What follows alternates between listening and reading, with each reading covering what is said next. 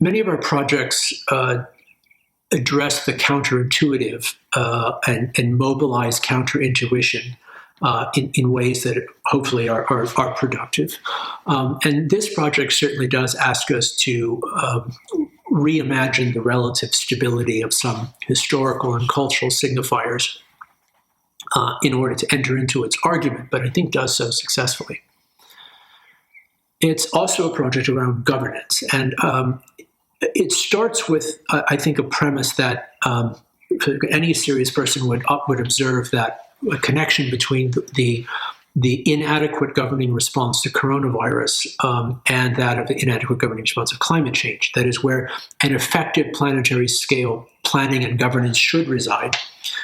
There is instead a kind of screeching void. So looking into that void, we were perhaps inevitably became curious about the status of the various Green New Deals that were on offer, not because we were particularly impressed by their scope, but in fact because we weren't. And we saw in them, in a way, the kind of evidence in a way that the absence of a strong planning is what discourages investment in the infrastructures that are predicated on the long-term recuperative cycles of energy, cycles of energy and material flows that would be necessary. With a curious eye to something like a planetary Green New Deal, we observe, again back to the coronavirus, that this would necessarily involve a link between public health systems on the one hand and a deliberate form of planned economic and ecological viability on the other. It would probably forego recidivist nationalism on behalf of other forms of coordination, would foreground core research, and it would probably de-link the culture war romanticism from actual ecosystem administration. It would be predicated on other kinds of cultural first principles than those that may linger about us. Also, one of the things that we observed was that, concluded, was that the various Green New Deals on offer also imply something perhaps more radical than it might seem, in that they suggest a shift in the role of governance itself, not just from a kind of governance that would reflect the general will, but now a governance that is asked to take on as one of its primary assignments the management of ecosystems. It now is inclusive of human society, and this is perhaps not entirely unprecedented, but at a scale at a scale that is implied by these, it is a kind of decisive shift in the biopolitics at play.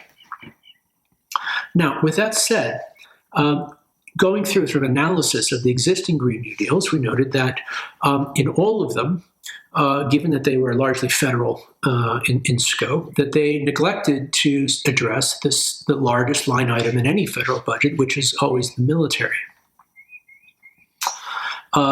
In some ways, this may be actively excluded, sort of flamboyantly actively excluded, or in other ways simply not mentioned.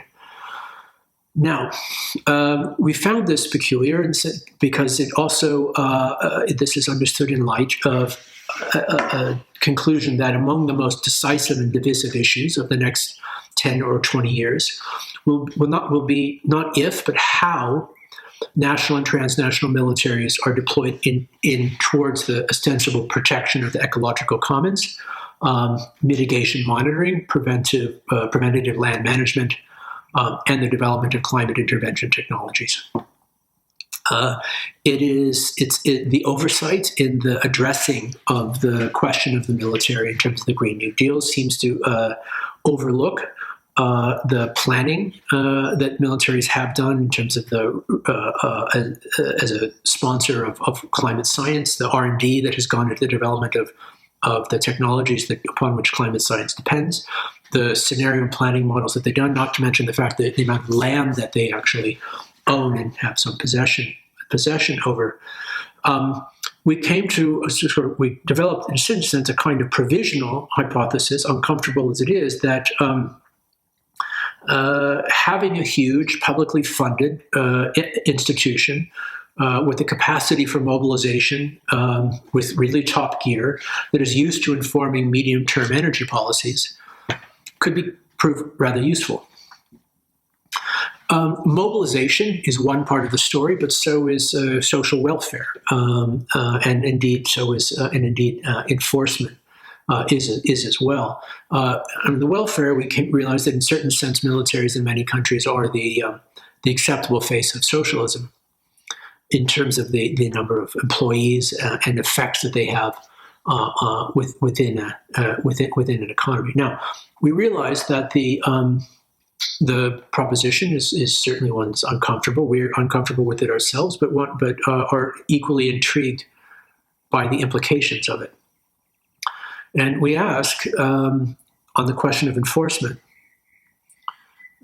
which is part of that screeching void of governance, what the alternatives are and what might be suggested. What are the alternatives to a large-scale mobilization and enforcement of policies at a planetary scale? Is it even possible that the fundamental shifts necessary to steer the climate crisis in a more productive direction can be defended entirely through deliberative consensus? So this group, the Green Military New Deal, will make the case, one that is open to debate. And as you'll see here, the role of the political within the terraforming project remains front and center, but it's one in which we are open to the possibility that a shift in the functions of the necessary geotechnologies at work may be the agent that brings about the necessary transformation in the geopolitical systems, not necessarily the other way around. So, with that, Green Military New Deal.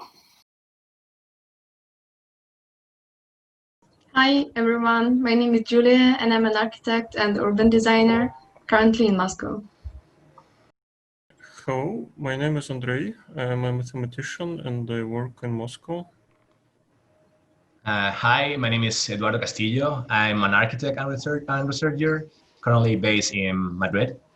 And we're happy to introduce you today GMND, which is an ongoing investigation platform that lays in the intersection between the legislative models of ecosystem governance and the different institutional platforms that may be able to enforce those policies. Today we present a first report of our investigation that takes the form of a physical booklet.